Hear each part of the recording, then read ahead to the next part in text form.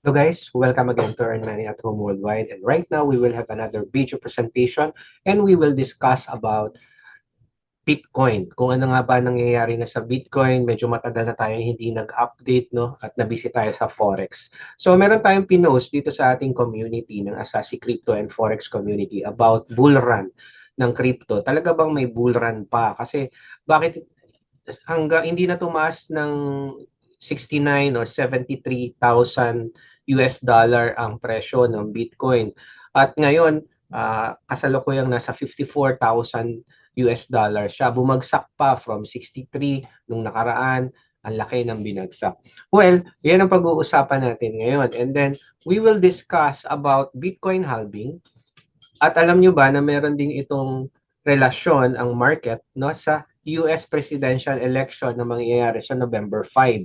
So kasama yan sa pag-uusapan natin ngayon. Gaano ba katagal yung consolidation? Ang ibig sabihin, taas-baba lang ang Bitcoin, ang mga crypto, no? Taas-baba lang, it's either pupunta siya ng 69, babagsak ng 60, ngayon bumaba ng 55 uli, so on and so forth. So puntahan natin yung ating chart at tingnan natin personally yung nakita natin. No? So dito muna tayo sa personal technical analysis ko na nakikita natin about halving ng Bitcoin. Sa halving muna tayo, mamaya natin i-discuss yung US presidential election.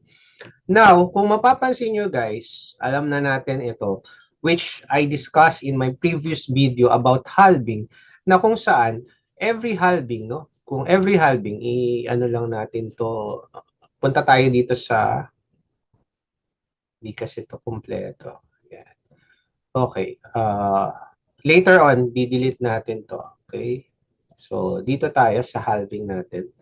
Pwede naman nating remove drawings ko muna. Yan, kung mapapansin nyo, every halving, okay, tumataas naman ang Bitcoin. Nagkakaroon siya ng all-time high. Okay? Nagkakaroon ng all-time high. If you remember from here, yan, ang Bitcoin natin, ang pinakamababa niyan is around $2 dito. Nag-halving, naging $11. From $11, pumalo siya ng $1,298.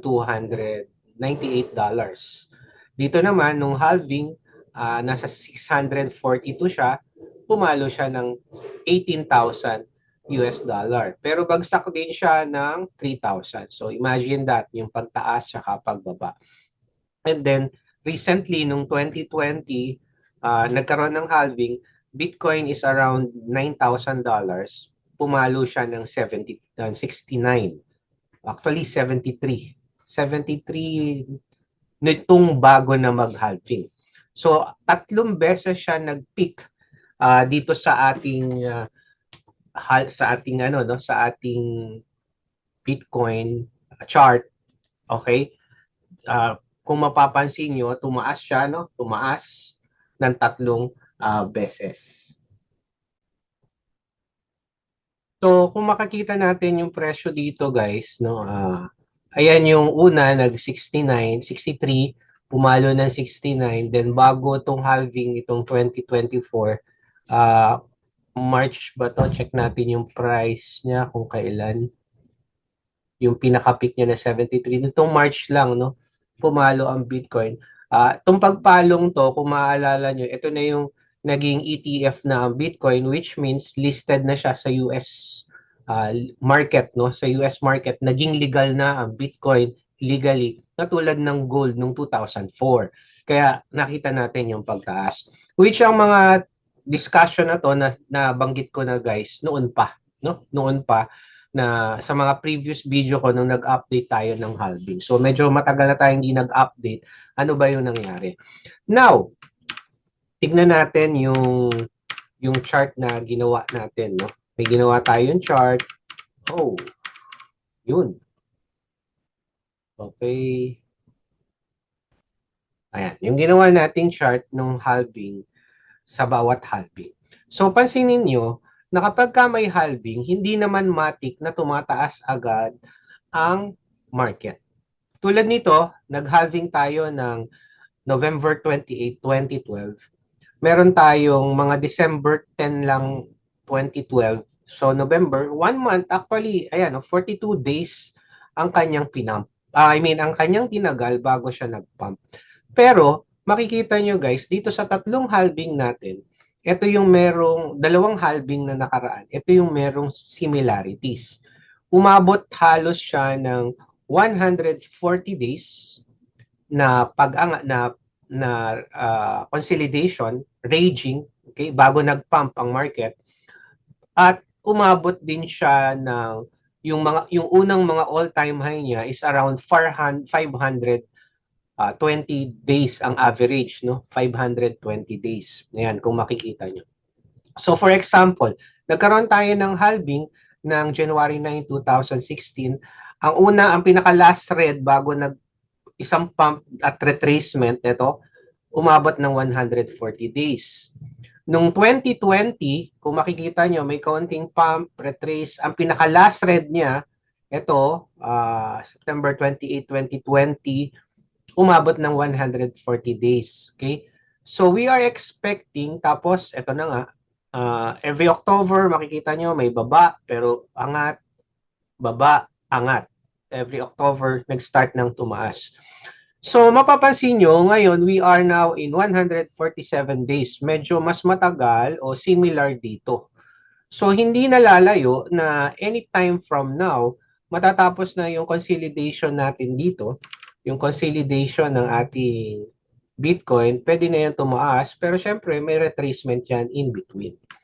Now, sa akin, possible tayo guys dito sa 150 to 160. Okay? Maganda na talaga pag kaya na lumampas pa sa 160. Okay? 160k US dollar ang aking sa pantahan na maximum na maaabot ng Bitcoin bago ito bumagsak uli. This is only a prediction based on my technical analysis. Meron tayong ginamit na ranging dyan kung bakit possible na umabot ng 150 to 160 ang Bitcoin. Now, ito na. So gusto natin, nakikita natin, pinaka-summary lang nito, na based on history, this is not future prediction, no? Based on history, umaabot ng 150 days bago talaga magpa-pump ang Bitcoin. Ngayon, nasaan na ba tayo? If you will see the date right now, we are September 9. This recording is September 9. So, ang halving natin is April 14. So, April. So, bilang tayo, August 1, 2, 3, 4, 5. Okay. Sa 5 months tayo. So, ang 147 ay pumapatak. Sabihin na natin 150. Divided by 30 days, ilang na? 5 months. So, ando na tayo halos. So, we are expecting na umangat na ito. But, meron pa tayong additional facts and history na titignan later on. Okay? Later on lang. So, dito, ina-expect natin. Now, if you will look for the indicator, so, hahanap na tayo ng mga indicator. Lagay natin is moving average natin, yung mga indicator natin dyan na ginagamit. Okay? Tignan natin ang moving average, MA. Sa MA natin, MACD, sige, labas lang tayo ng mga indicator. Makita natin na nag-start na ba siyang maging bullish. Yan. So, hanap tayo, puntahan natin yung ibang mga favorite indicator natin. Sa 0, okay, so we are still on red sa MACD natin. EMA natin, we are still bullish in EMA. Imagine that for week. Yan, nasa ilalim. So, bullish yan yung pag-pump niya. So, tignan natin ngayon kung actually, from here, ito lang yung una na naman yung touch sa ating MA na yung green natin ay this is 100. Okay, EMA 100 natin. Yung EMA 100 natin. So, yan yung first touch niya after niyang bumaba dito. Okay? Ito yung talagang malinaw na talbog niya. So, we are really expecting, and then the ZZI, nasa ilalim, RSI, tingnan natin ng RSI kung nasa ilalim. Okay, RSI is this one. Ito, pa-bullish na tayo sa accumulation distribution market. So marami tayong pwedeng silipin dyan guys, no? Sa ating market, no? Mga indicator na nagpapakita na possible na nga umangat uli ang ating Bitcoin. So nakita na natin sa mga indicator, no, mga simpleng indicator na MACD, moving average, we are still bullish on Bitcoin. Now, ito naman, yung relation ng US presidential election.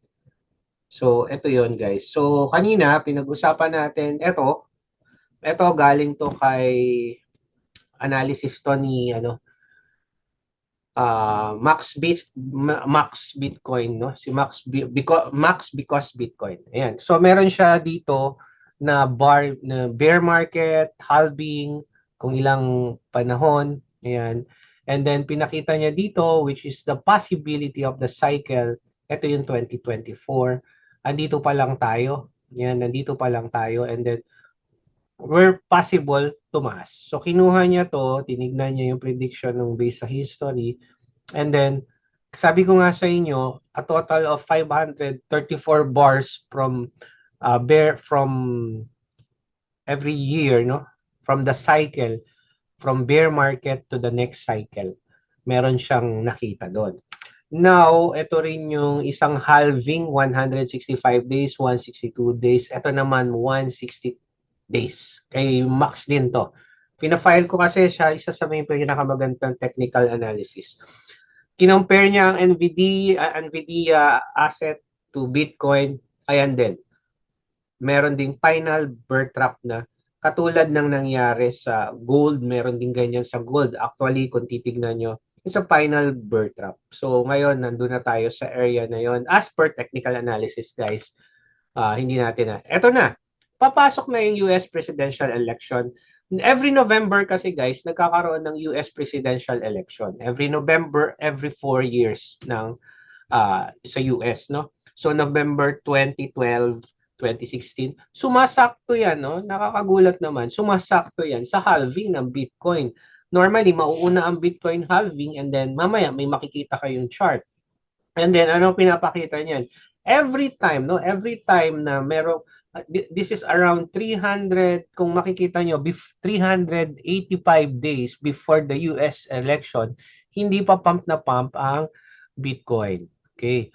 Pero makikita nyo dito, yan, ayan. So, expecting na after ng election, mag-pump tayo, which sa kanya, 355. I doubt kung tataas talaga ng ganyan. Bakit hindi? Kasi may ETF na rin ang Bitcoin. So we are expecting somewhere here yan, magtutuloy-tuloy yan hanggang November and then possible mag-pump or mag-umpisa na nga siyang umangat. Hindi rin natin masabi kaagad-agad ang market. But based on history, ayan yung history. Mamaya, meron din tayong picture about the halving and the presidential election ng US, kung paano ito related. Okay? So, yan yung isa nating picture. Ito yung US presidential election na sinasabi ko na yung halving related dito, yan, kung makikita nyo. And then, meron tayong,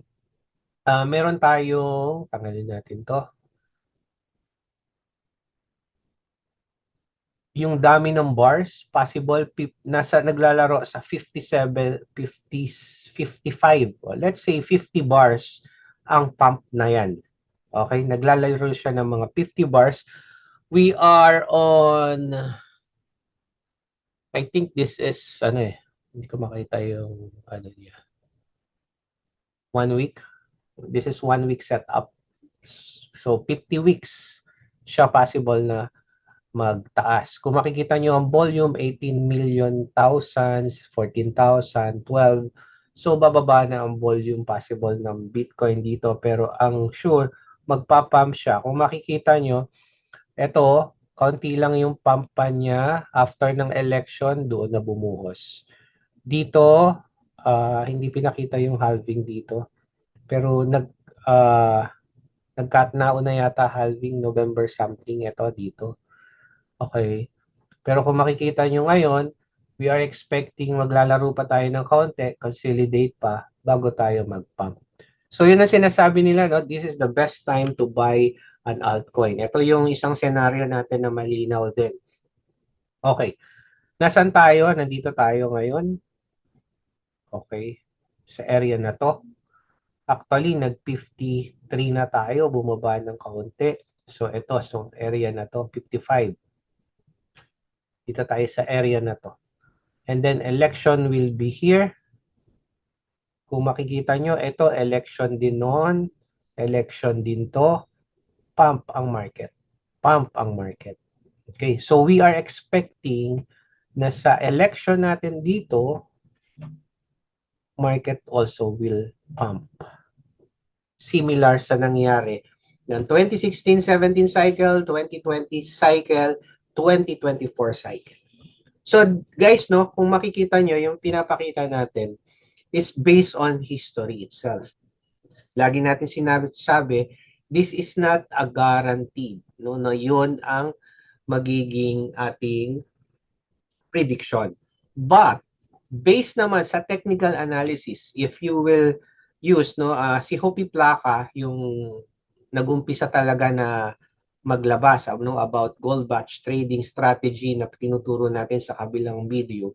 Meron siyang nilabas noon na possible na pumalo ang Bitcoin ng 160 sa kanya through the gold batch level. Okay, through the gold batch level. Ito yung pinakita niya sa PDF niya guys, no? Sa PDF ni Hopi Placa. Ni-research ko muna. Yan, Hopi Placa, January 17, 2024 siya. Kung makikita nyo, nire-respect ng Bitcoin ang gold batch 1 month. So ang per 1 month ang value ng ating chart, no? Itong chart na to, ng ating candle, yung time frame na tinatawag natin. Okay? Ayusin lang natin, palakihin natin itong gold batch na to. Okay, so yan yung ating gold batch. Liitin natin to. Yan. So this is the gold batch level para lang makita nyo. And then, kung makikita nyo, nire-respeto yan. Ito, respect niya. Ni-respect ng gold batch level yan. Ni-respect yung gold batch level din dito. Okay. Even this one, respected yan. Respected to. Okay. Respected lalo na to nung nag-16 ang Bitcoin. Nung pumunta ng 19, actually, 19,683. Okay, so we are expecting the next level. Nung nag-59 ang Bitcoin, ito, 59 ang Bitcoin hanggang 63, naging weak siya sa sa 1 month time frame, no? And then pumalo pa to pataas ng 73. Okay, so we are expecting ang next natin is 177 gold batch level. So pwedeng tumaas ng kaunti. So ibig sabihin with the gold batch level, pwede tayong pumalo ng 180,000 kung i-respect niya ang mga gold batch level natin. Nilabas siya ni Hopi Placa and I believe me, isa sa malakas na strategy itong gold batch strategy na to, level strategy. So I hope naging klaro yan. So maraming technical analysis about Bitcoin, hanggang saan possible tumaas. So dito nakikita natin, kaya ang tanong, may bull run pa ba? Yes, based on history, based on technical analysis, and fundamentals, may bull run pa.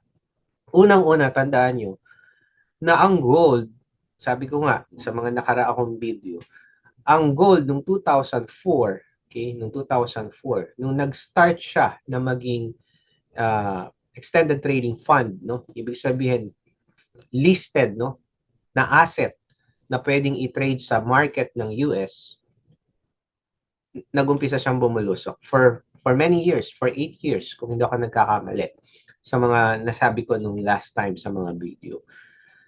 This is one reason bakit possible na talagang bumulusok pa ang Bitcoin. Not only Bitcoin, ang Ethereum is also ETF approved na rin ng US. Hindi lang ako masyadong nag-focus sa mga video nun since a mother of all crypto and coins are ang Bitcoin. But this is another scenario. Pwede ring madagdagan pa yan ng mga additional asset ng crypto na listed sa ating US market. So, one more. Second is based on history of halving, talagang kailangan magkaroon, hindi naman kailangan, no, talagang nagkakaroon ng bull run afterwards. Pero bago bull run, may consolidation muna. Pangatlo, every after US election, affected ang market ng stocks ng lahat and kasama ang Bitcoin and cryptocurrency na tumataas after noon. And then, magtataka ka sa mga election campaign ngayon ng US, if you will read Twitter or ibang mga news, laging kasama ang cryptocurrency na pinopromote ng mga presidential candidate. Sinasabi nila na sinusuportahan nila to, sinusuportahan nila. Bakit? This is a big thing. Bahagi na ng economy ang cryptocurrency ng buong mundo. So, this is another sign na talagang may bull run na parating. So, I hope guys, meron kayo napulot, may natutunan kayo dito. If you want more knowledge about crypto and forex, just join Asasi Crypto and Forex Community. Libre yan. Tapos, pwede kayong manood pa ng mga free webinar natin sa Forex, brought to you by Tickmill naman. And of course, for our cryptocurrency exchange, andyan ang Bybit natin, na main natin na ginagamit. Personally, no? Personally endorse ko to. Hindi ako binabayaran ng Bybit dito, no? Sa kanila. Personally endorse ko to for my trading, no? Kasi napakarami nilang mga asset na pwedeng i-trade. Especially Brett, number 1, Brett Pongke. Okay. Ang Redo, wala pa silang Redo. Balita ko ang Mexi, meron ng Redo. Redo is resistance dog ng TON. And bakit possible matunog ang resistance dog, guys? Tsaka ang TON. Nakulong yung pinakaano ng Telegram, no? Yung CEO. Plus, lumaya siya, si Durev, etc. So, politics, and hindi natin alam. So, possible, pwedeng maka-apekto yan sa TON. So, Brett, and now we have Bull in Tron, isa sa mga malakas na meme coin. So, my bet right now is, number 1 is Brett, Pongke, Resistance Dog, Bull in Tron, meron tayong Bull in Tron, Kaspa, meron tayo niyan. Ang Kaspa, meron tayo sa Bybit niyan. Okay, the rest, kakaunti na. Pepe, kung meron kayo, it's okay. Marami pang iba, no, na mga option, no. Pero ang sikreto dyan, guys, makita nyo kung sino yung mga magaganda, matataas ang galaw. Kung sino yung matataas, magaganda ang galaw, siyang kayo pumunta. Dahil pagdating ng bull run, sila rin yung malaking umangat. Okay, so I hope may natutunan kayo. Thank you again for watching here in Earn Money at Home Worldwide. And see you on my next video. Comment lang kayo kung may mga tanong. And don't forget to join in our Asasi Crypto Forex community.